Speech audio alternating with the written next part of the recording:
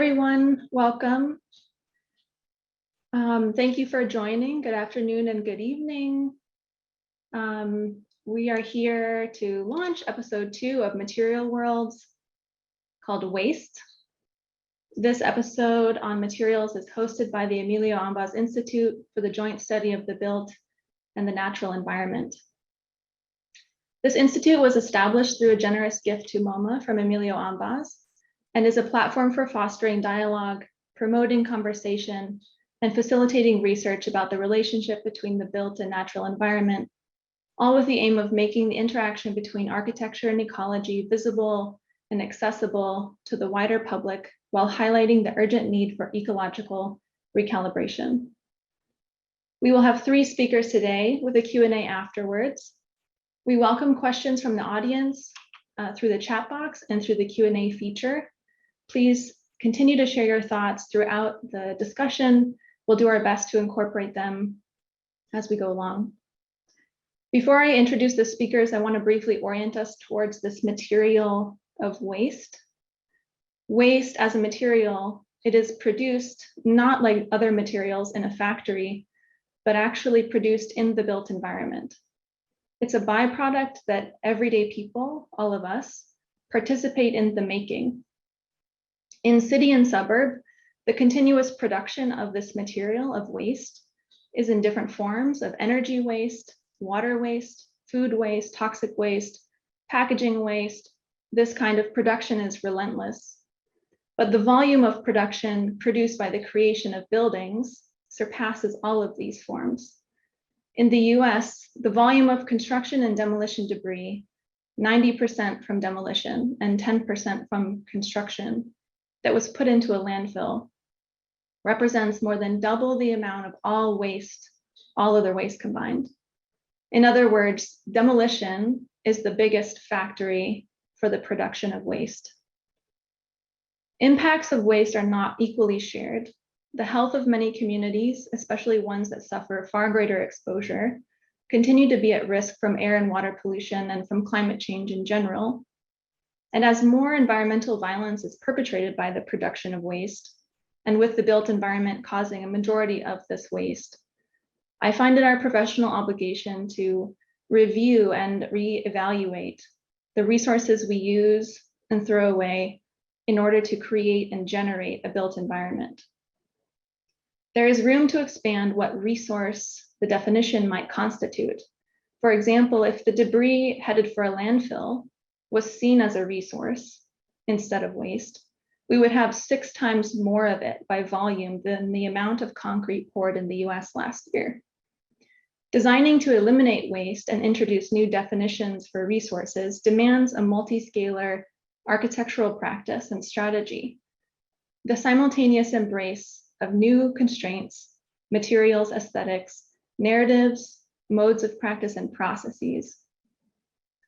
One new concept operating at many scales is that of urban mining, or the process of recovering the materials lodged inside the built environment through a process of deconstruction instead of demolition. Urban mining is a new economy that requires the sorting of materials, sorting out the metal, the stone, the glass, the ceramics, the timber, to make them useful again and divert them from landfills. Adaptive reuse is similar in its reverence towards the existing.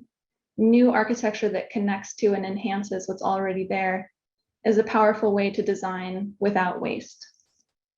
At the scale of the city, crafting policy, engaging in urban planning, and the designing of infrastructure invite the possibility of creating systemic and cultural change for many citizens. Similarly, at the architectural scale, careful and conscious material specification and sourcing prevents toxic waste, both inside and outside the building. There are materials being designed right now and developed that prevent harmful byproducts or even improve the environments that they're made in and make up. As one of the leaders of the climate action movement, Tara Bolade will share with us her multimodal practice.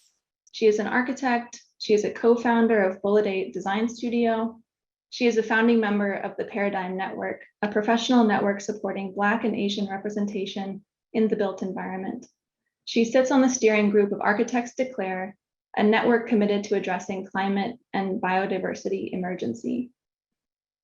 We will also hear from Allison Mears, an architect, educator, and the director of the Healthy Materials Lab at Parsons School of Design and co-principal investigator of the Healthy Affordable Materials Project, which is a long-term coalition of organizations working together to remove these harmful chemicals from the built environment at multiple scales. And finally, we will be joined by Lawrence Beekman, who is an architect and co-founder of Brussels-based BC Architects and Studies, a practice that is unique in its nonprofit research entity and materials laboratory approach, which functions as an urban mining company. They repurpose excavated earth from construction sites, producing new building materials from waste streams, while also exploring and designing bioregional and circular architecture, research, education, and construction processes. So today we'll talk about how all of these concepts are interwoven in redesigning the definition for resource and waste. And with that, I would like to welcome Tara Bolade. Thank you so much, Lindsay. I will now share my screen.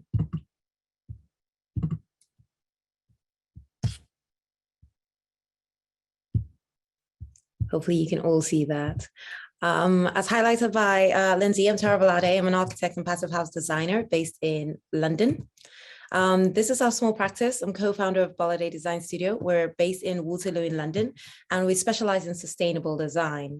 For us, sustainability really runs across environmental as well as socioeconomic sustainability. And I'm also involved in the industry, as highlighted, in a few different levels. I sit on the steering group of Architects Declare, which was set up to raise awareness of the twin crisis of climate breakdown and biodiversity loss. I'm also a founding member of the Paradigm Network, which champions Black and Asian representation within the built environment. As a practice, our work is quite broad. We work with both public and private sector clients, and across a different number of scales. So moving from housing through to community centers. I'm currently actually working on a community center in Chicago, which is interesting. And we undertake policy work as well. So looking at really planning local and more strategic work, looking at the quality of build and new homes specifically coming into new places. On the top right, specifically, I worked with the Harlow and Gilson Garden Town, where I was the sustainability officer, of leading the development of guidance that would affect the quality of over 20,000 new homes over the next 20 plus years, and ensuring that those are to the highest quality of environmental and socioeconomic standards that we have today. This slide I wouldn't dwell on, but it just highlights on the right-hand side, hopefully you can see my cursor, but it just highlights on the right-hand side what sustainability means to us. So when we talk about environmental, it's quite broad. We are looking at, of course, buildings, the performance of buildings, the quality of buildings, but running through to green infrastructure, waste reduction, as was just highlighted, sustainable movements, and everything else in between. So diving in, today I've chosen to reference a few projects today that will expand on the concept of waste and what waste means to us as a practice and how we address the issue. I've broken this down in the context of in the UK, our IBA stages, which is the Royal Institute of British Architects. And we have stages 0 to 7, in effect, stage 0 being briefing and defining the brief with the client, through to construction, in use, and handover and in use with our client. And just building on what Lindsay highlighted, recognizing and looking at the beginning at existing buildings as a material store for the future. Within the UK, I'll start from this starting point. 80% of the homes that we'll need in 2050 are already constructed, which means that we have a heck of a lot of work to do in retrofits and refurbishing these homes to meet current standards and actually future-proofing them for the future. Which means that within the UK and certainly globally, buildings and construction industry account for nearly 40% of energy-related CO2 emissions, whilst also having a significant impact on our natural habitats. Our first port of call, therefore, is not to create waste. This particular project is a single dwelling, and for us, it means not demolishing and looking at demolition as a last resort. So this family home in Essex, we spoke with the clients who weren't really looking to expand their home, but rather ensuring that their home had a better flow. For us, we looked at challenging the brief and looking and redefining what beautiful meant, identifying what the client was really looking for, what their main and key drivers were, which was flow, rather than necessarily looking at demolition and new build. Where demolition occurs, we are quite keen that we're reusing the material on site as well, as it's a large house. And in this case, I'll just flip the page. In this case, on the left-hand side is the existing building, and we have a glazed slit that has been proposed to bring in natural light through deep into the floor plan. And that central space acts as a main circulation space for the family. But all the brickwork and roof tiles that's been taken away from that corner is being reused towards the rear of the building, where the existing conservatory, which is mainly glass, is going to be squared off, and that brickwork that was taken from the front of the house is going to be reused at the rear of the house. Where we're looking at new brickwork, we're specifically specifying lime mortar so that in the future, this can easily be dismantled and reused as necessary. It's always important when we think about these to think about the long-term and short-term challenges of this, specifically looking at something like lime mortar, recognizing that one of the challenges will be during construction, it just takes that much longer to cure. So it could have an impact on the overall program, but seeing how we can twin track particular elements during construction to ensure that we're meeting our necessary targets for this build. I'll go back one slide. It's slow on my end. There we go. Right. The next project that I'm going to look at is the RIBA stage 2 and 3, which is spatial coordination, and to us in the UK looks at planning. So submitting our plans to the local authority for approval prior to commencing on site. And here I am using one of the projects that we're currently working on. I won't be focusing on design per se in detail, but more of our approach. This is an existing listed building for a community center in Brixton in London. And as it's grade 2 listed, we're of course retaining it. And our challenge is to enhance this. Our inspiration for how we enhance it comes directly from the occupiers of the building. It's a community center that hosts 2 key groups. On the left-hand side, the Domino's Club, who act in effect as a social rudder for the community following the Brixton riots in the 80s, particularly regarding race relations in the UK. On the right-hand side, we have the key players from Brixton Soup Kitchen, who serve the needs of their local community, from feeding them to providing clothing and upskilling them for back to work or interview prep. They act, both these occupiers are central to this local community. And the word that kept on coming out every single time we spoke to them, we volunteered with them, we spent time with them, was regeneration. This formed the basis for why and how we started looking at the building. The top image looks at the forecourts towards the front of the building, and the rear image is the rear garden where they've got quite a lot of space. Now, the existing building needs a heck of a lot of work, as you would see. It's fallen into disrepair, but the occupiers have managed to defy the challenges and maximize the use of the building. We see their work as regenerative, and that was very much the inspiration for looking at this. So for us, this meant that we wanted to explore the word regeneration, being the anchor for any future design response. That is the concept of moving from sustainability and sustainable design, i.e. doing less bad, and towards regenerative design, i.e. doing more good. This led us to explore the idea of reducing waste when it comes to design. So while we started exploring different concepts, we thought rather than having the occupiers and clients choose one, why can't they have it all? For us, this proposal therefore looked potentially at, it's being designed for disassembly. and reassembly using offsite construction to minimize waste. So therefore using timber SIP panels, structural insulated panels for construction, so that the units can be dismantled and reassembled as time moves the building and its occupiers on.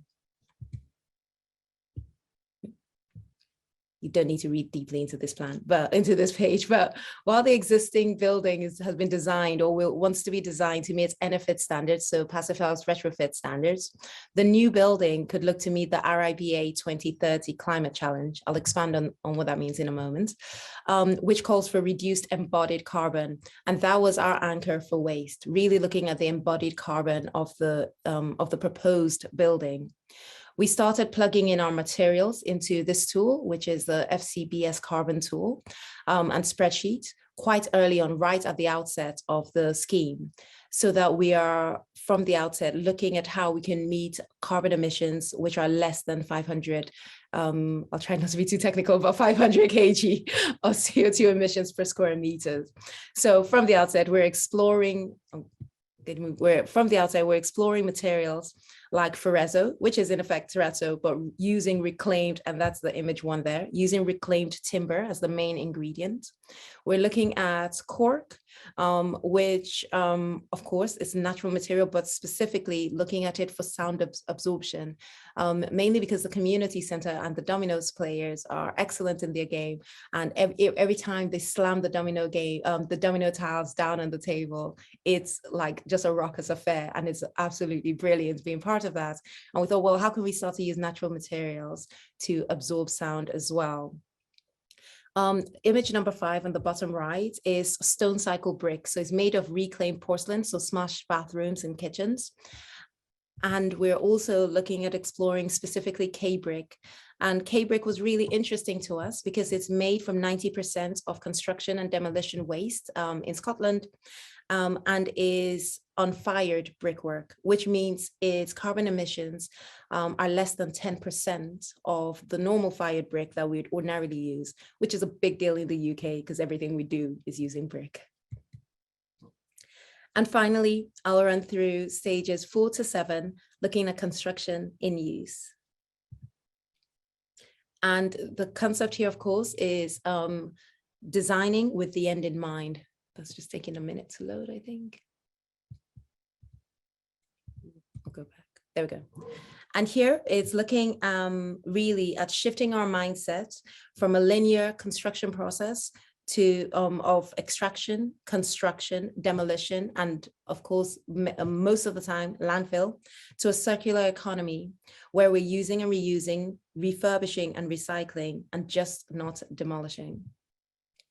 Specifically, I just wanted to highlight a new build that we're looking at and working on in Croydon, in Crystal Palace in South London, which is 8 new homes. And I wanted to highlight a particular material here that we're using even for new build. So while we're creating waste, how can we ensure that the materials we're using for new buildings are maximizing waste reduction? And this is the site just highlighted in red on a busy road junction in Croydon. And for us, one of the key targets from the outset was to agree with the clients that we would be meeting the RIBA 2030 climate challenge. This meant this dark green, hopefully you can see my, oh, no, go back. This meant this dark green area where we're looking at operational energy and what that means for this site, but specifically embodied carbon again, and what it means for the buildings on this site. Here we worked very hard with the clients and undertook particularly sustainability workshops where we looked at operational energy and embodied carbon as 2 separate aspects. So we can start to identify opportunities for waste reduction, start to identify opportunities for reuse and recycle as well, even though they're new builds. On the embodied carbon approach specifically, this led us to looking at a few things. One was that the foundations we wanted to ensure would be low carbon concrete through cement replacements, and I'll expand on that in a moment. Reducing our grid arrangements, so we're not creating waste in the first place, so increasing the spans between our grid arrangements, so we're reducing waste from the outset. Looking at our brickwork, because again, from the images you would have seen earlier, looking at our brickwork and ensuring that we were designing in using lime mortar again. So again, we're thinking about reuse at the end of life, where we're not reusing brickwork on the outset. Again, we undertook a carbon analysis right at the outset, just to help the client understand how decisions that they were making would affect our overall goals. And specifically in this point, we were looking at brick and block work, and we had quite high carbon emissions, and looking, therefore, changing that to brick and timber and what that would do, and vastly reducing our emissions there. That's all. Specifically, I wanted to highlight our foundations. So on our foundations here, we are using GGBS, which is ground granulated blast furnace slag. I always have to look at that, I can never just say it. But it's a highly recycled content and a byproduct of from iron manufacturing, which means it's high quality, low carbon emissions, and it's a sustainable alternative to Portland cement, which we would ordinarily use in our foundations here.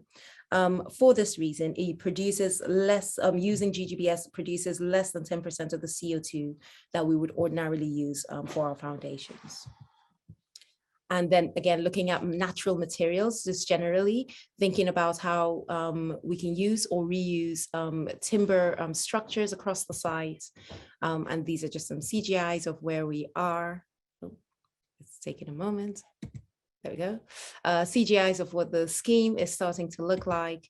And then we're currently on site. We're well beyond this now, but we're currently on site with the aim of finishing in summer this year. Thank you very much. I'll stop sharing. Thank you so much, Tara. Next, we'll have Allison. Okay. How does that look? Beautiful. Great. Thank you, Tara. That was great. You will see some similarities between our work and your work. I think we love lime also, and regeneration is a big deal for us as well. Thank you so much for inviting me here to speak with you all today.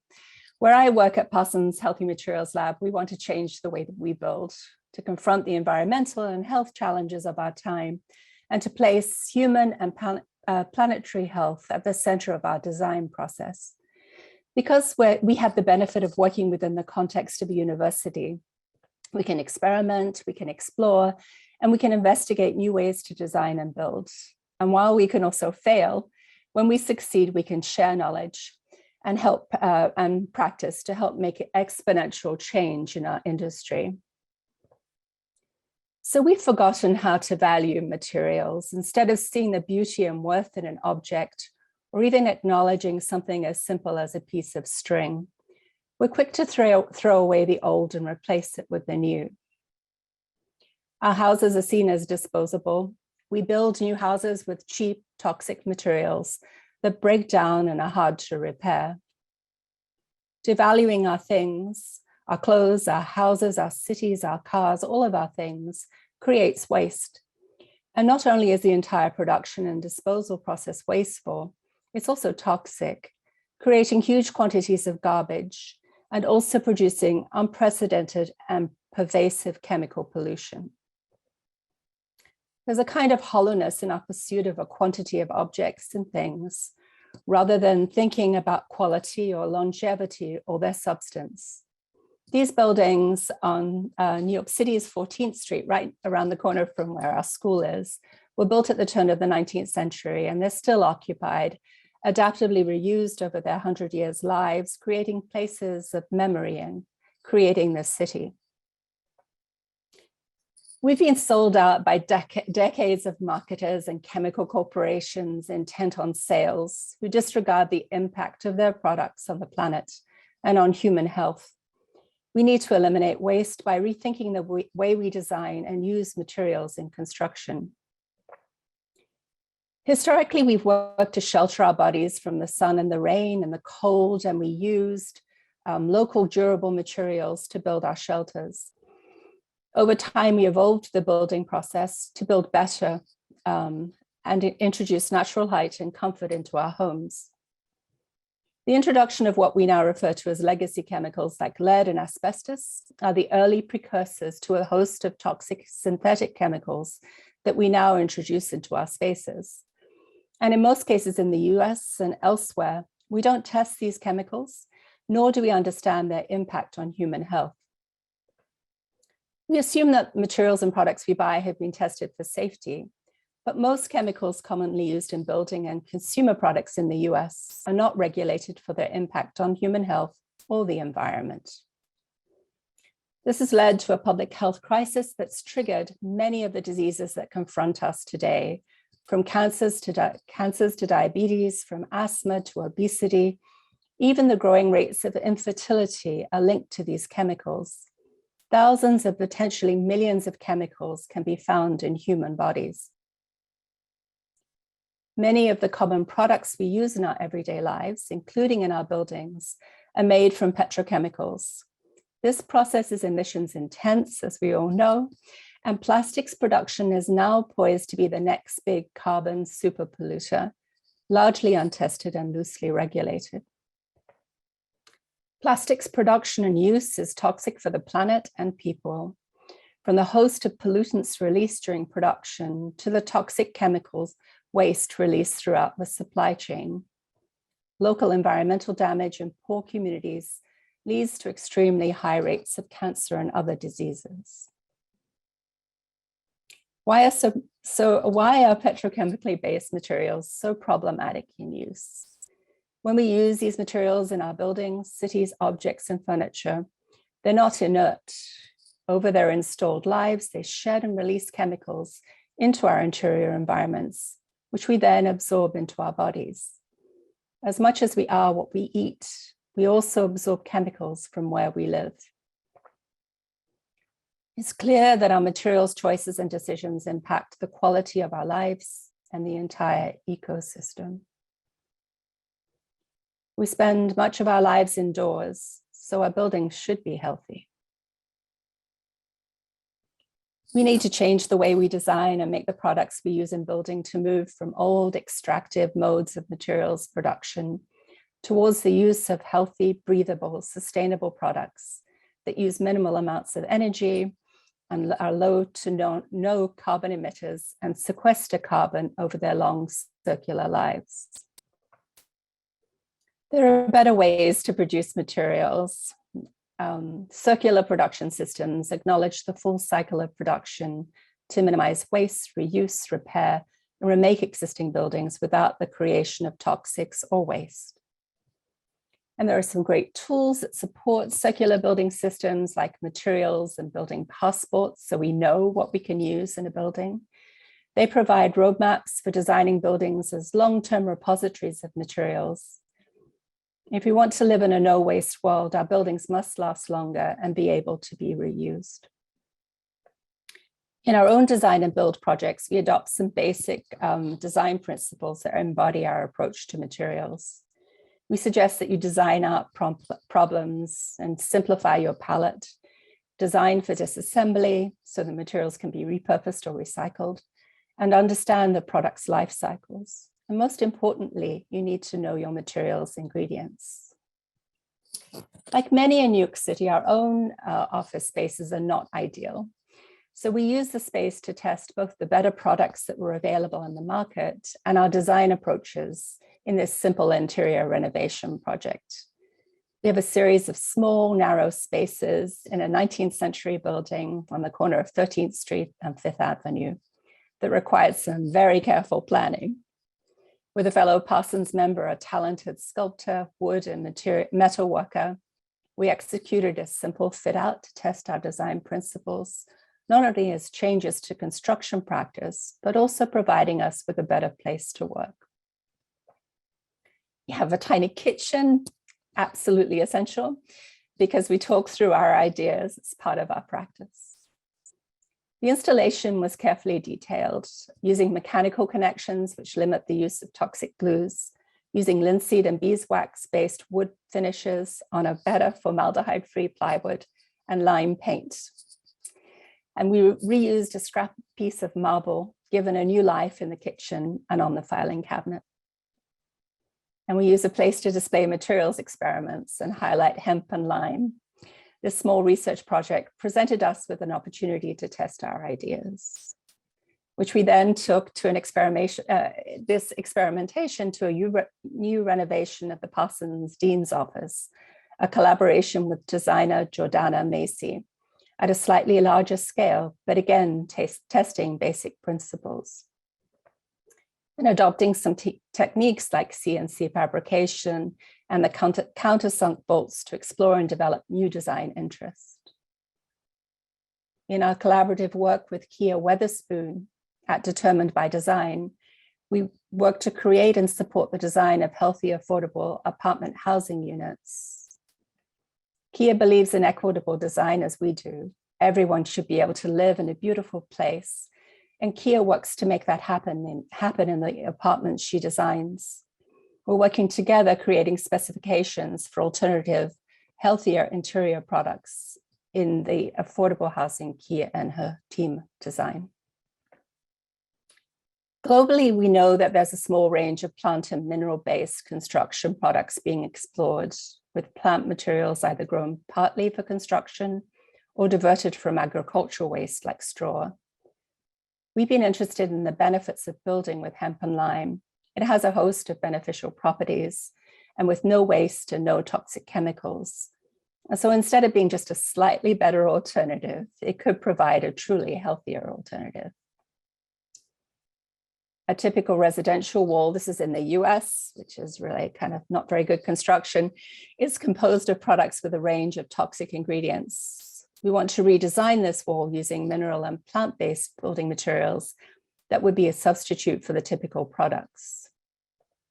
With hemp lime, the typical wall section can be simplified to 3 layers of breathable, safe materials with the structure.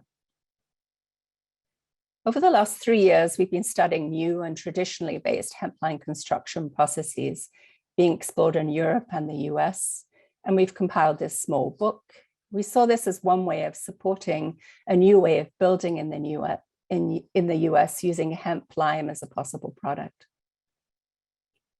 We also mapped out how new regenerative construction products could be derived from materials that have beneficial properties like hemp and processed limestone. Hemp cultivation regenerates soils, and it can be grown without additional irrigation, fertilizers, and pesticides. Hemp has multiple uses, including food and medicines. A byproduct of processing the stalk for fiber is the production of hurtle. This is what we use to make new hemp lime infill walls in construction, replacing all of those typical products. Lime is an excellent binder and an excellent mortar, and though it requires energy to mine and process it, in use it binds with the hemp hurtle to create a material that is an excellent carbon sequesterer over the long life of the building. All of these processes are local, activating training, educational, and job opportunities for communities. Unlike a petrochemical facility, products in a hemp lime system benefit a local community. We want to understand how this system might be created, what the roadblocks might be to adoption, and how we might act to create new networks and connections. In small towns and cities in the northeast of the US, where much of the existing housing stock was built at the turn of the 19th century from wooden balloon frame construction, hemp lime can be used not only as a healthier insulation material, but will also help to add fire resistance to these buildings. We joined colleagues from Don Services, an affordable housing provider in Pennsylvania, who wanted to renovate some of these small wooden framed houses. Using the existing structure is obviously more carbon efficient than demolishing and starting anew. So Dawn Services purchased this tiny little house, abandoned house in Newcastle's Lower East Side to test the viability of this new kind of construction in the context of a renovation project. We helped with the design and construction drawings and the interior planning for this tiny house.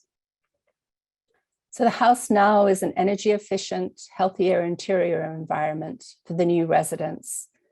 And the documentation of the construction and installation process provides a valuable resource for the next and other projects. In northern Minnesota, we're working with the superstar Winona LaDuke and the White Earth renovation community. They're growing industrial hemp for fiber and are looking for uses for the hemp purge. Homelessness and substandard housing is a problem across the US, and we hope to take the knowledge we've acquired with partners to prototype housing on White Earth. We're designing new affordable hemp-based elder housing models with local women, places that respond to the local needs and the context. We're working with Terry, a grandmother who cares for her 4 grandchildren. She's a respected tribal elder, writer, and painter. Together, we're helping Terry to create a secure and stable home, a place that responds to her needs and aspirations, and also accommodates the lives of her young family. We know that if we can find new alternative healthy housing models developed with local communities, using locally grown and processed products and materials, we made a contribution to the lives of everyday people. A stable, safe house is important for everyone. So the many model building systems being explored in different parts of the world that incorporate low to no waste plant and mineral-based systems. In Europe, Havenens Handa has been developing better building systems with bio-based products.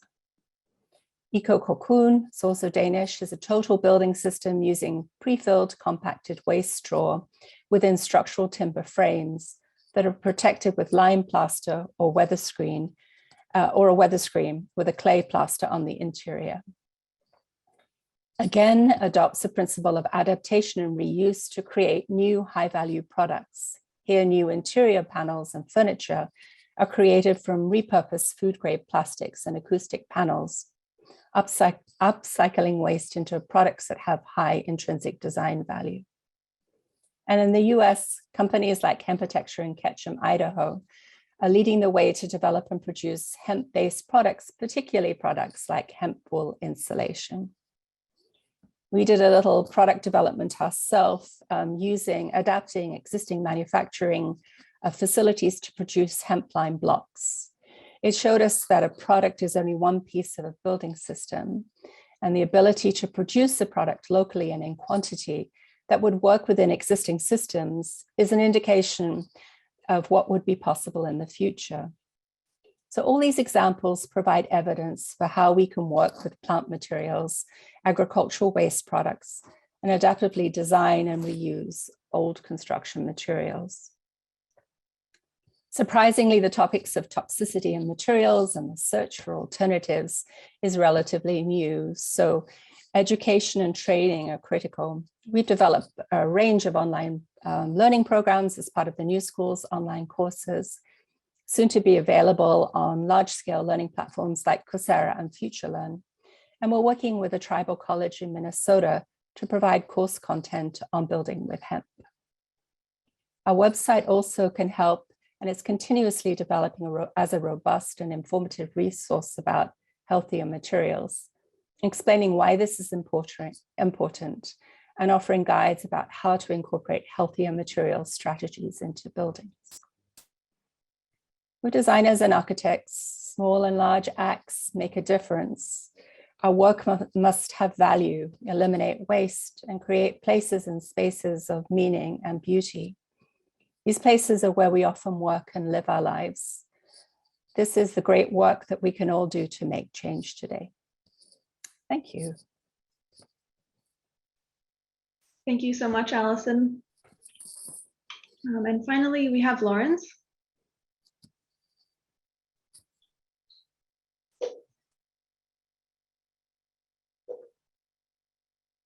Hi there.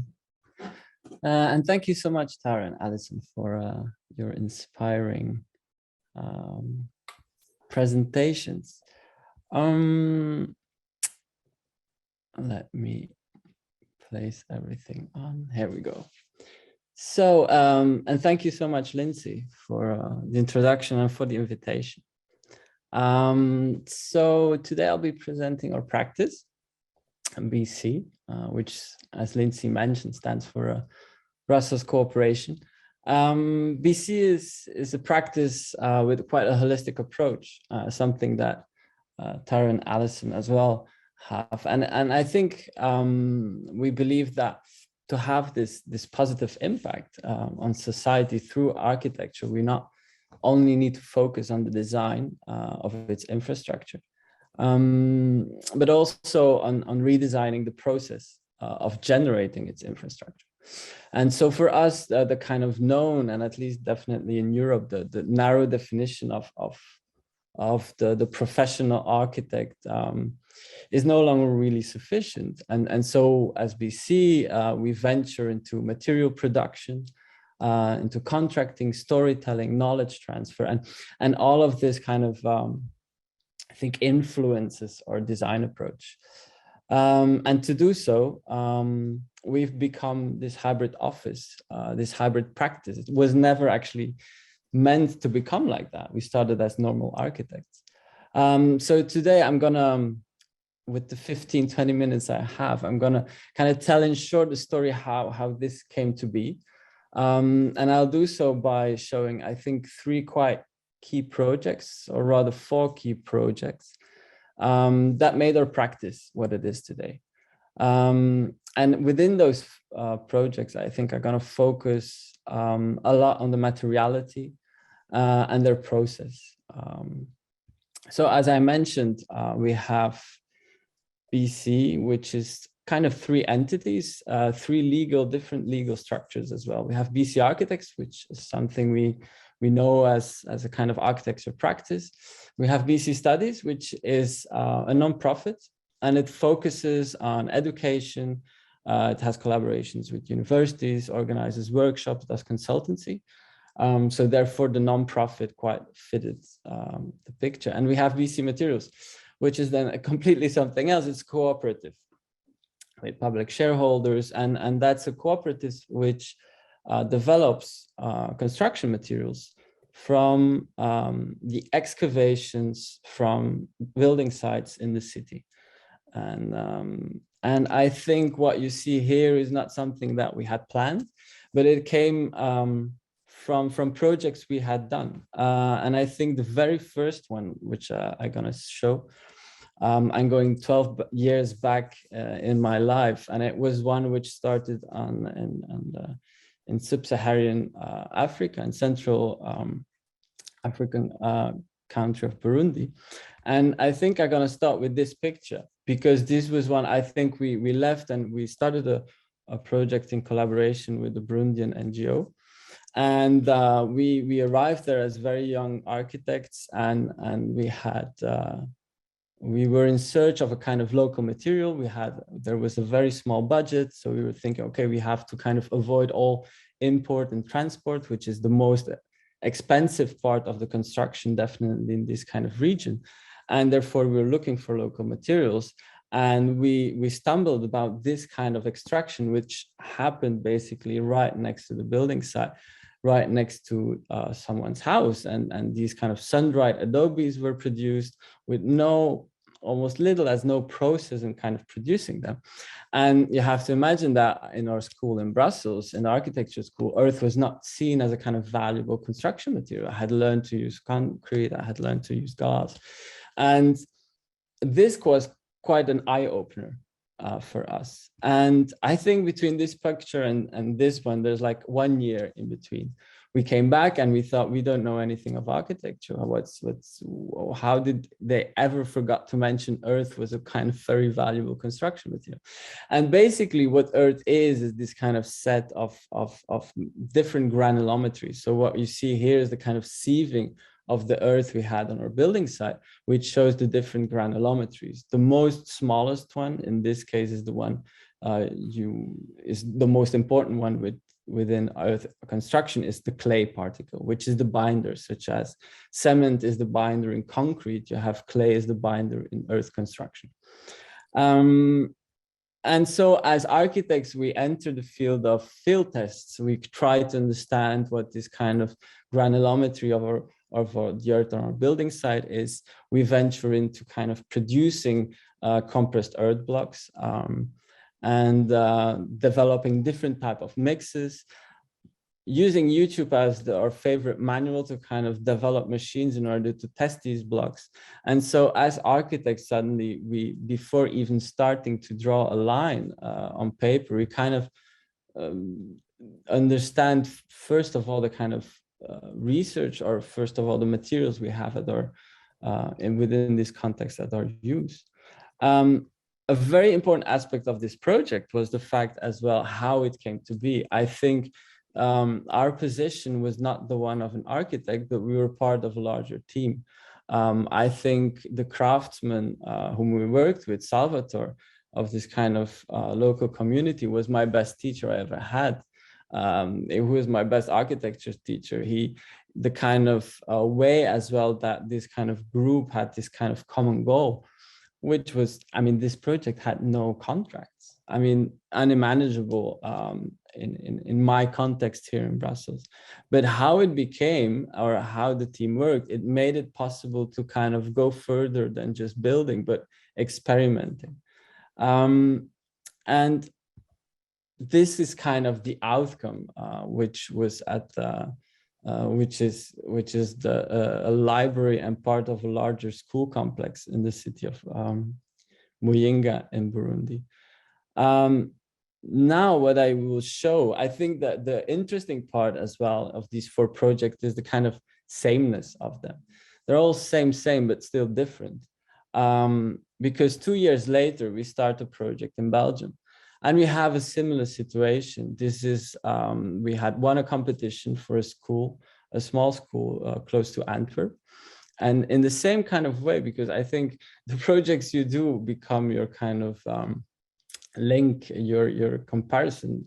And so you kind of try to take with you the things you've learned from previous projects. So here we kind of look as well to the kind of region. And this is the same pit as we saw before, but just in Brussels context of a larger quarry, but at the end it's the same. It's kind of extracting earth, and we do the same process, because within the Belgian context, if you want to use local materials, it's much more complicated because they're not industrialized. You don't have a kind of protocol for them. You cannot buy them in the shop because you're producing them on the site. So how is the engineer ever going to be able to calculate the risk? How is the engineer ever going to understand that each brick has the same properties? So we go actually through the same kind of research.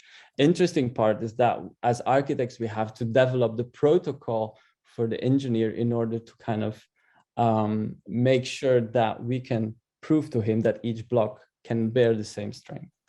An interesting challenge or an extra challenge was the fact that we designed this kind of whole building with load-bearing arches, and we had very much troubles finding a skilled contractor in Belgium who was able to do this, because they were very much used to build arches with concrete and use kind of bricks as more of a decorative thing.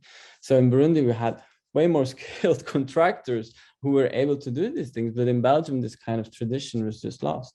So we had to prototype, not only to be able to ask the contractor to estimate correctly the building cost, because he was not aware of the kind of time it would take him, but also for the engineer to be able to do tests on the arch we would build to ensure that it would work. So it is kind of a crazy situation in which just a simple kind of load-bearing arch becomes troublesome. But the more bigger challenge was the fact that if we want to use kind of local excavated earth and unbake them and kind of compress them, we're kind of transferring a very labor-intensive technique, which we kind of found very interesting with a certain context in a Brussels, Antwerp context, where labor is very expensive. So this project was like payable for the size of it, because this was meaning like people producing blocks. So we kind of rethought the process. We're talking about a public building in which we kind of took on as architects the production part, and we developed workshops. I think it took us 2 months, because from the kind of universities and young practitioners, there was a search of this kind of not new, old materials, but reintroduced in our context. So there was a wish to learn more. So we kind of organized the whole building site, which was a public one. It's quite tricky. 2 types of workshops. One which was basically about compressed earth blocks, and another one, kalkennep, is Dutch for hempcrete. So what Alison was also explaining, in order to be able to kind of stay within the costs. And this is the kind of final outcome, which was this small school within a botanical garden, which when the picture was taken was still in phase 1. And so it's also simplicity. The building is basically just earth and hempcrete. The hempcrete shell is its insulation, and the blocks are structure. Now, this is great for these kind of small scale buildings, I think, but our question was, okay, how can we kind of upgrade this? How can we scale this up? How can this be able to be done in cities? Because I mean, the workshop have a limit. I mean, if we want to build 1,000 square meters, we cannot make 400 people, 3 years of workshops to be able to construct. So the next project was looking at the city, and really realized the city had an enormous amount of quarries. City of Brussels is laying on a clay deposit, which has the most valuable clay, you could say. If you go until 8 meters, you have perfect sand. If you go a bit lower, so if your car park goes -10, you've got perfect clay. And we've got an enormous amount of granulates, which we're demolishing each day, which are together creating the perfect ingredients to kind of create new building materials. And this is seen all as waste. This is all trash within kind of the logic of the city. And so we developed these 3 materials. To the left, you have the compressed earth blocks, and they're like, this is the color of Brussels. That's what you get if you want to build in Brussels. We have Brusselair, this kind of plaster. We're able to kind of get a few more colors. But these is earth plasters made with the Belgium excavated earth. And then you have to the right is rammed earth, which is quite more labor intensive, more expensive. It's kind of, it's load bearing walls, for floors. And this, I mean, these are numbers of 3 years ago, but I mean, for Belgium, I think Belgium is quite small. Let's say it's province of New York, basically, that's it. So for this small country, we've got like 37 million tons of earth being excavated, transported, and usually they get like, they're able to fill some gaps in the Belgian landscape, but that's it. This is trash, this is waste, and it's like 1.5 million trucks a year driving around. And our next project was not a building, it was this cooperative. And so we kind of hacked the system, and we started to think like, look, if you have a quarry in the city of Belgium, Brussels, a quarry meaning a building site, well, we can produce the materials on site immediately, but which was more tricky. Building sites in the city center, not that much space. So we built our own production hall. Which is completely demountable because we're in the city center, but we have this 1-year contract and we have to be able to move as fast as we can. So we've got these kind of, it's stacked concrete blocks, which are like the waste of the concrete factory next to us. And the very interesting part of it is that this production hall started to become a school because again, we've got a large space. We only produce for projects. So we've got free space on Fridays, once a month. There's this kind of workshops organized because there's big interest in how to be able to adapt waste streams to kind of the construction logic. And having said this kind of, let's say, a hybrid practice, we're able now to kind of take on projects with these 3 entities at the same time. And so currently, I mean, this is a project by Atelier Luma, which we're doing in collaboration with Assemble from the UK and with Atelier Luma themselves. And it's on a site in the south of France. For the Luma Foundation, there's Gary's Tower, there's Seldorf, who had a lot of renovations. We've got the last building on site there. But the fascinating thing is that here again, we look at the companies, there's a lot of stone quarries, but to the left, you can see the stone dust is actually a waste stream within their business model, because they don't get enough money by selling it, although it had happened years before. To the right, you have a sand quarry, but they wash the sand to have prime quality sand. And within the washed elements, there's quite some clay particles, interesting for us. And so we developed this kind of material out of the stone dust, a kind of white rammed earth. The tests go on, machines get bigger each year. So for the compressed earth blocks, they're developing this kind of high-end machines to kind of be able to get your price as well, like compatible to kind of the brick industry. Plasters, in which we replace clay with kind of algae compounds from the Camargue, which is a technique done thousands of years ago in Korea and Japan, nothing new, it just revisited to existing or to a new context. And so again, from materials, just then starting with architecture, making bigger models, and then again, the prototype. So basically, because these new materials, you need kind of convincement as well. And so the construction, your building becomes a school. And at the end, you've got your plan is almost a curriculum to kind of emphasize on all kind of new techniques, because you can kind of use them, but you have to sensibilize in the same way as Alison and Tara were showing all these kind of elements. I think it's very important to kind of have new references, show them and kind of show the different implementations of them.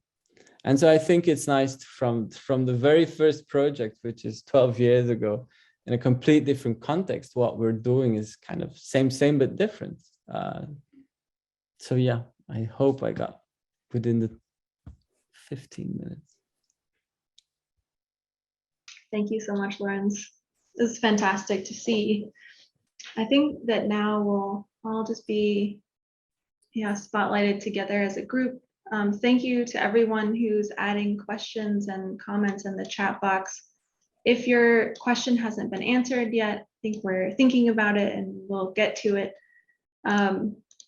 I wanted to kind of open up the conversation here to highlight potentially a few concepts that might be industry specific. And I was going to connect with Tara specifically again about your charts. So you have all of these fantastically complex charts. And I think it just, and also Lorenz, you just said the machines just kept getting bigger and bigger every year. And so it seems like there's this role of technology, there's this role of this ability to be able to see this invisible scorecard in a way, this kind of invisible carbon impact potential, which we call embodied carbon. And I wanted to ask Tara, how do you use this as a design tool? What is embodied carbon?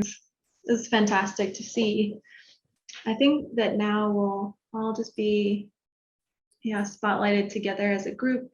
Thank you to everyone who's adding questions and comments in the chat box. If your question hasn't been answered yet, I think we're thinking about it and we'll get to it.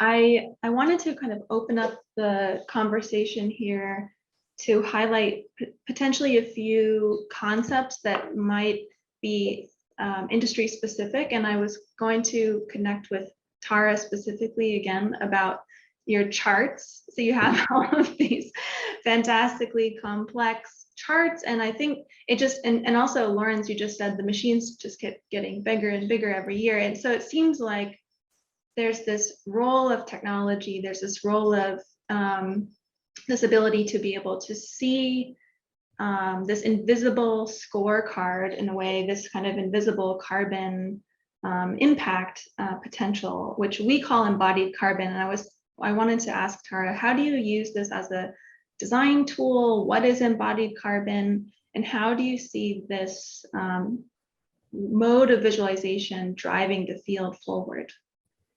I think it's a really good question. And starting with how you've ended that question in terms of mode of visualization, I think it's been critical for us actually, because as architects, yes, we're so used to designing, and the more one engages with sustainable design and trying to understand actually the impact, the health impact, the fuel poverty impact of our buildings, and of course the environmental damage of our buildings, we have no choice but to be forced down this route of actually understanding what each piece or each layer of insulation or plasterboard or brickwork or blockwork does in terms of embodied carbon to our environment and to the health and well-being of the people who live within it.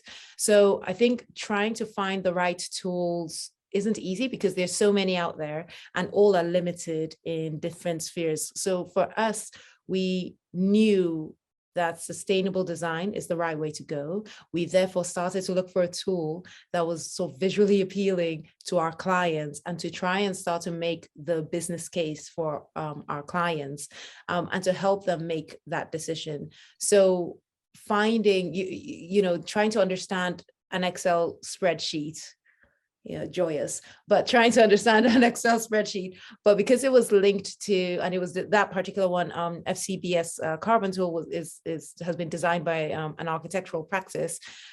They clearly inherently knew that we'd need that type of tool to convince our clients. And it's been brilliant because I think workshopping, having sustainability workshops as one of the first meetings we have, rather than what are your design ambitions, is what are our sustainability targets, and being able to, while they're on the screen or in a room, being able to say, hey, what if we swap blockwork for timber? This is the impact of what you have, and they physically see the lines going up and down that page. They suddenly become engaged stakeholders, which means that further down the line, when value engineering comes through, when a contractor says, oh, by the way, rather than your natural insulation, we can use PIR insulation, the client understands the impact of that in terms of the sustainability impact on that. When we get on site and that, oh, by the way, we found this cheaper material, the client understands the impact of that. So actually investing in these types of tools and taking the client on the journey with us has been really critical to ensure that they are champions for us when we're not in the room. And I think that's the best part, that we don't have to be in the room for the message to be carried on. A long answer, sorry, but hopefully that makes sense. No, I mean, that's fantastic. I think it's complex, right? Because there are such nuanced relationships between those decisions and the decisions in architecture and design, and you're kind of faced with this constant tension of, is it worth it? And that is just so personal. And I think using technology in the right way, in a kind of persuasive way, is really different for each project, you might even say. So maybe I'll kind of ask Lawrence as well.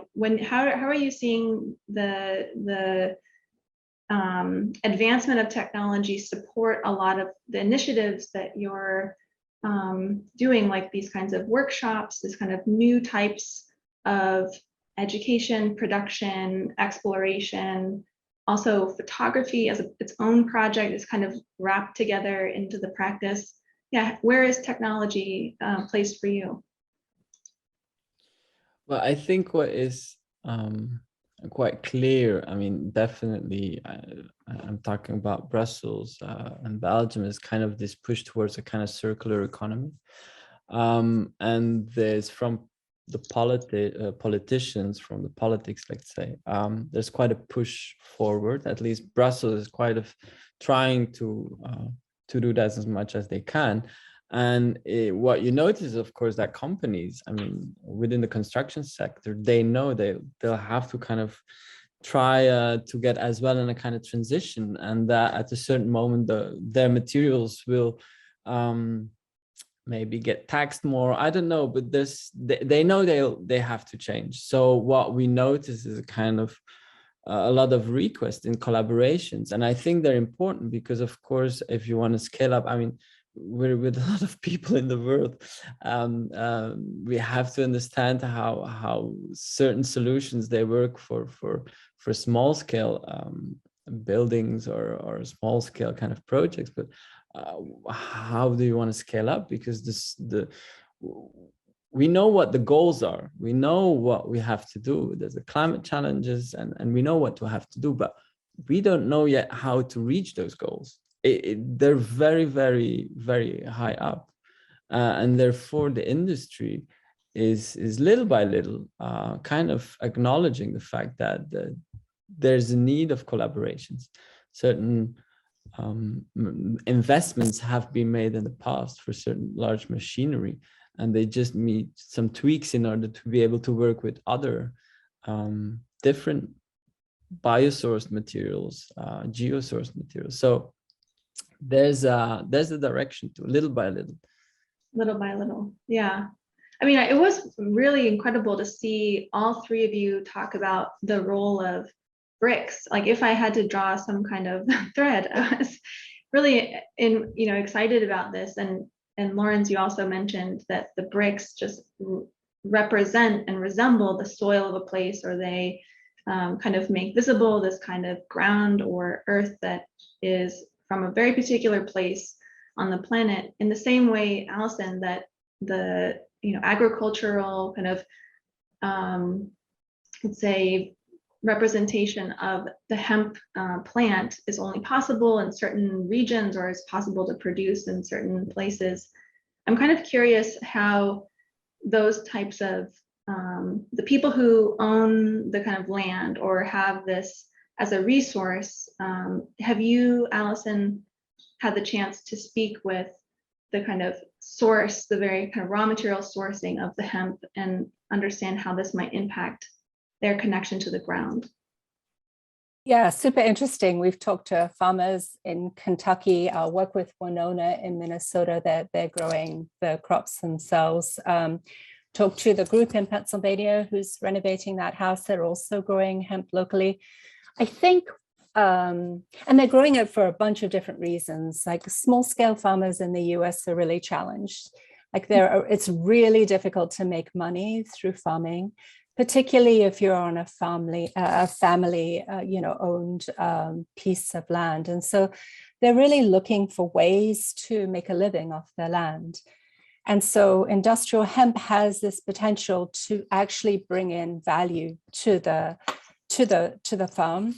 But not only that, it's not like it's a cash crop and isn't that fantastic and will make a lot of money and kind of ruin the soil, but the regenerative aspects of industrial hemp actually rebuilds the soils that have been abused through decades of growing a crop like corn, which has no value in the US, are actually restored through this process. So you find, I think, farmers at the forefront of wanting to produce a crop like hemp, and then back to that whatever that systems diagram that we created, really looking for markets, for outlets for the products. Like, well, so if I grow this crop, who will buy it, and where will it go, and how can it be processed, and how can it be used?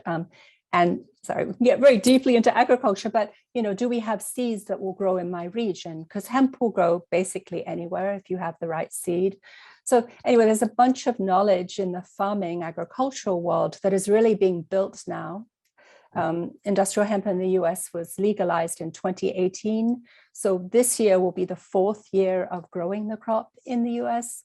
And there is a lot of knowledge that's being built through this process of kind of just doing it, growing and seeing. And then you have to fill in all the pieces of the system to ensure that that poor farmer who's invested in this great crop actually is able to sell it at the end. So it's really interesting. It's an interesting part of this whole process, I think. I think so. I think that there's everything has to kind of happen at once, it seems like, where you are understanding the kind of conditions on the ground to source the material, whether it's urban mining or sourcing a kind of material that's being just launched, or understanding the kind of agricultural conditions, all the way to creating the demand, which all three of you spoke very compellingly about the role of beauty in re-seeing waste as a resource. And this is kind of our contribution, I would say, as architects or as visualizers, as people who draw and make projections and kind of enable people to see the future. I'm wondering, what you might say to, students who are listening or folks who are trying to understand their role in such a large system where we have such infrastructural issues, where it feels like it's difficult to make a difference as in an individual. So I think each one of you might have a different kind of take on this, from the kind of individual personal changes that you might make in your everyday life, but also like the collectives that you might join or different sorts of ways you might get involved. So Allison, maybe we'll start with you. How do you kind of guide students, in your long practice of education? How do you direct them towards the future? What would you recommend? So the incredible thing about students at the moment is they are so hungry to be involved in making change. I mean, they are, their understanding of sustainability issues, the complexity of them, the importance of them, confronting, this incredible climate, catastrophe that we're all facing is top of mind for them. So they just kind of need guidance, I think, is really what we've found, is to just almost point them in the right direction, kind of start here.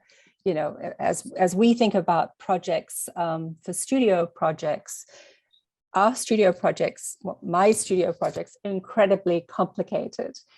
I really like the students, I mean, poor things, to take on all of the implications of what it means to build today.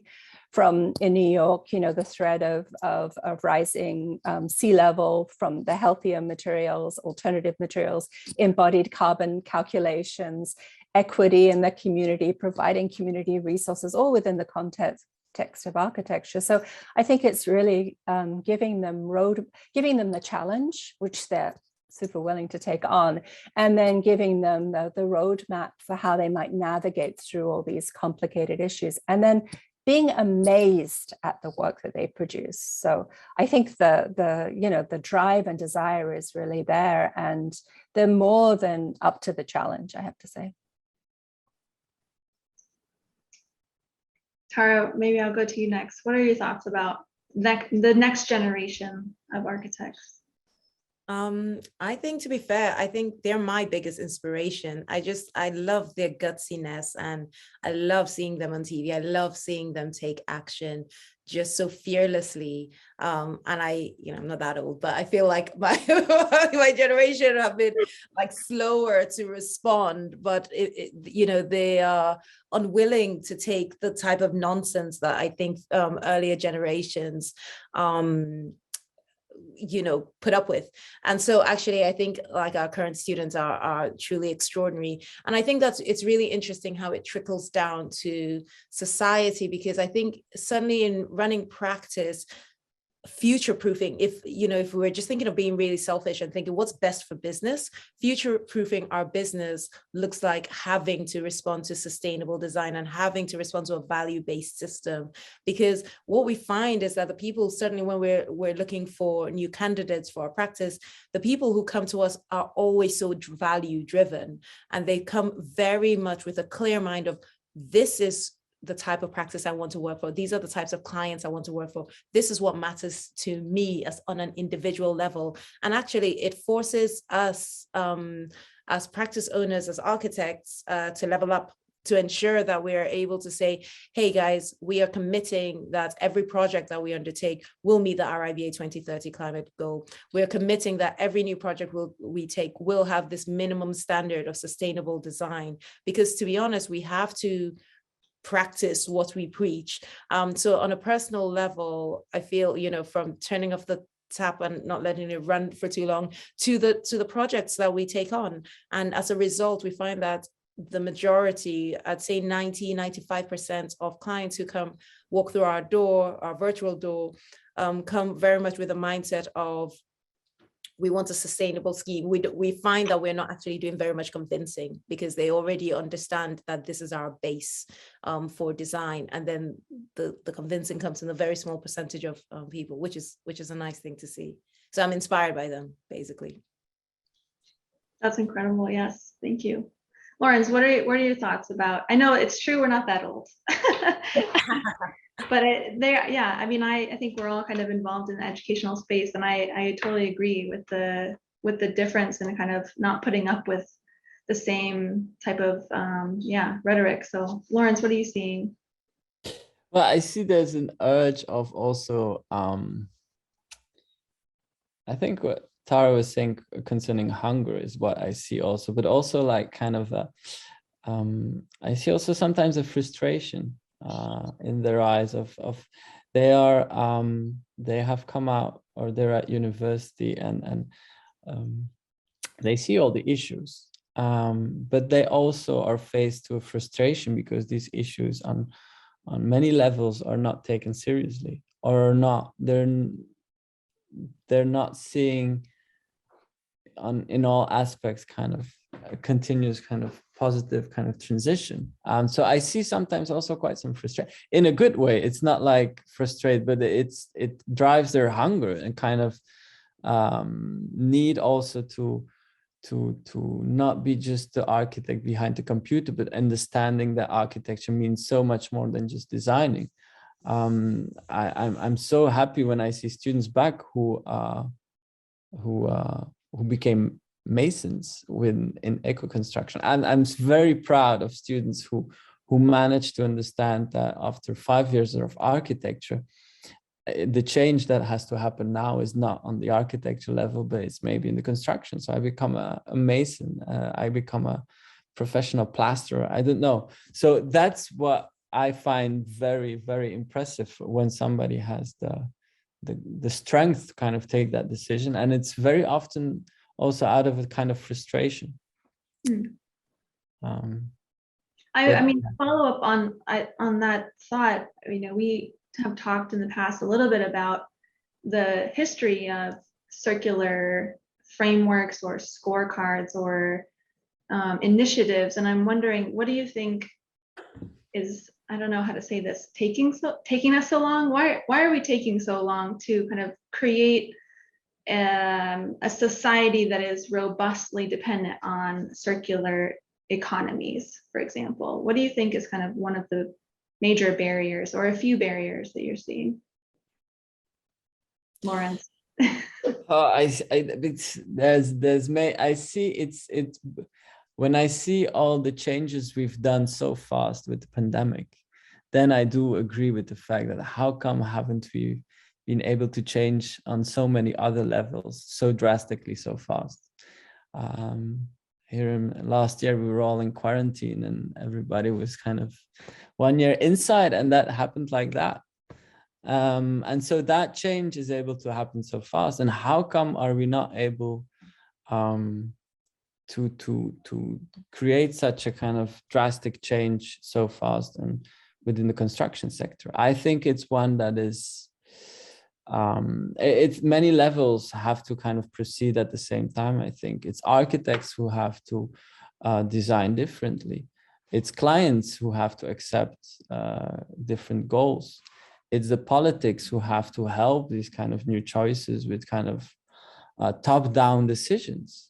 And so at all levels, we have to kind of find puzzle pieces, because it's not going to come from one sector or from one perspective. And so I think that's the complexity of construction, because building your own house, you do that once, it's a once in a lifetime moment. So and it connects to so much people, architects, users, builders, so much people. So yeah, but we're getting there a little bit. We're getting there. Yeah, I'm curious, feel free to jump in. I'm just kind of shooting around our little Zoom room here, but what might let's see, I'm looking through. While you're doing that, I think I just want to go ahead. Because I thought what Lawrence said was spot on, actually, and what we're certainly finding here is this argument, shall we say, of viability, because immediately you're looking at developments where you're looking at 1,000 units, 2,000-year dwellings, 2,000, 5,000, and you're speaking to a developer about all of these meeting passive house standards, for example. You know, the only conversation you get back is, well, the viability doesn't stack up. The cost for build per square meter doesn't stack up. We're not paying 10% more for X, Y, and Z. And by the way, this skill is not yet widely available, certainly in the UK, it's not yet widely available. So we're going to have to get a new contractor. We're going to have to train them up. They're going to have to train all their subcontractors. So this supply chain suddenly becomes a big issue. The concept of viability becomes a big issue, even though we know that there's economies of scales, and immediately you start, like Lauren said, you build one house and you know, it's yours and you're building it once, but immediately you multiply that, actually it becomes cost neutral. But actually that argument and the learning process, I'm not sure why we're finding it so difficult to just get stuck into the learning process. But I think one great thing about certainly in the UK at the moment is that the majority of local authorities have declared a climate emergency. And as I put in the chat, while many are still figuring out, well, what does that mean on a practical basis? Like, what targets are we meeting, or are we meeting targets, or do we let people figure it out? The intent is there and the willingness is there. So this concept actually of moving from architecture into policy, into strategic work, I think is so important that people with a technical background start to find themselves in policy work and in government work, because then we start to bring in this top-down approach that Lawrence highlighted earlier. We need all these levers to be pulled at the same time. Yeah, definitely. I think too, in the States, I think the reason Passive House has been here, well, Passive House has been here for a while. And so I think the argument that many people make to developers and the developers take on is kind of energy efficiency reduces operational cost. And so even if it's not for them, if the developer is still selling their building, that long term, you know, whoever owns that has reduced energy costs. And that's a big deal, I think, for developers. But I think this conservative nature of the construction industry, that it really is not interested in novel forms of construction and novel materials, is really a huge barrier. But every prototype, every example, I think, of using something different that works, that's efficient, that is affordable, and that meets also this kind of higher level of sustainability is evidence that it can be done. So I think that having those examples to share with developers, you know, new homeowners, really helps build the kind of confidence and the will to do the work, that it is possible, and it's so much better for everybody, particularly the people living and working in the buildings. Yeah, I really liked, I mean, especially in your presentation, how you connect so readily the impact of public health in all of these decisions, and that is currently measured, you know, as an externality, let's say, and it should be measured at the same time as the cost of the development. You know, the true cost, right, down the road has to do with health of people living there, but also people elsewhere. So I think that kind of visualization, or seeing those kinds of scores or metrics at the same time, seem like a very provocative future. So I think as we're kind of wrapping up, we have a few more minutes.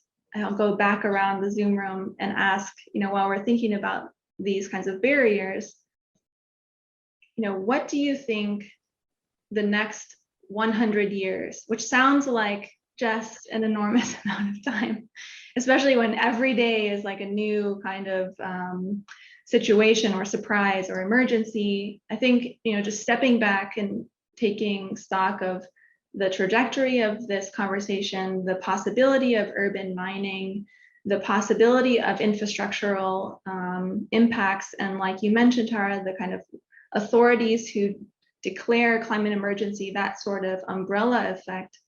You know, how do you see the next 100 years and the construction industry changing in its relationship to waste? Maybe we'll go Allison, Tara, Lawrence, way backwards. Thanks. Well, I should have given you a warning. No. I think we'll see the demise of the petrochemical industry. And I think that this move to alternative energy sources, and particularly the move away from oil and gas, my kids will hear me saying this and say, no, it's not true. But I really think that once we can remove those toxic fossil fuels from our supply chain, and with its attendant, the byproducts of that are the petrochemicals, the moment that we could make those toxic products, unaffordable and unavailable, then we have the opportunity to really think about building in a different kind of way. And I think we'll look at all of these alternatives that we've been discussing today, and we'll start to create different kinds of products, different kinds of building systems that fit into, a construction process that is familiar to contractors and developers. But they'll be exponentially better buildings, and we will start to reuse buildings in a way that makes sense. And for a very long time, a building on the 14th Street, buildings here in New York City, they're 120 years old. They're still going strong. So we'll have all of that built, those buildings to draw from, plus the better buildings that we're all building right now will still be there in use.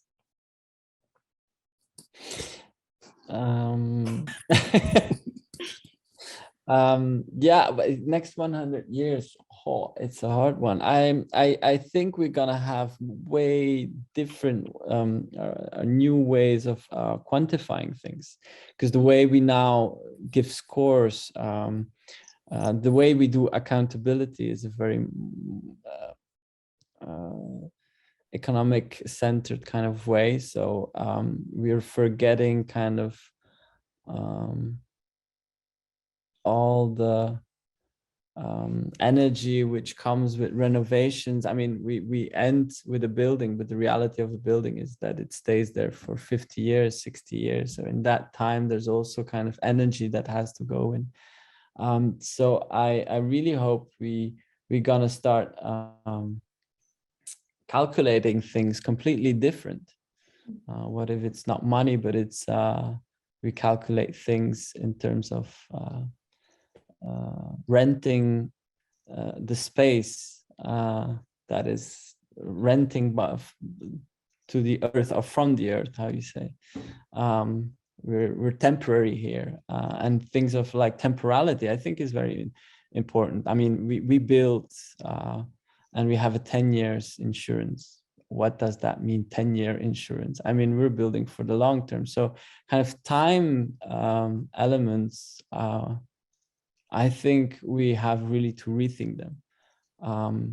I shouldn't have an insurance as an architect. I should have a commitment as an architect, a commitment to build something for 50 years and maintaining that, rather than because otherwise my way of being an architect and surviving economically means I have to build each year a building, because otherwise if I stop building, I'm useless.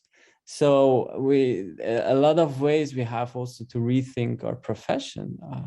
I build, maybe should I maintain? Should I be an architect that kind of is linked to 5 buildings in his lifetime? I don't know, but so there's transition not only on the level of kind of society, but it's also profession kind of.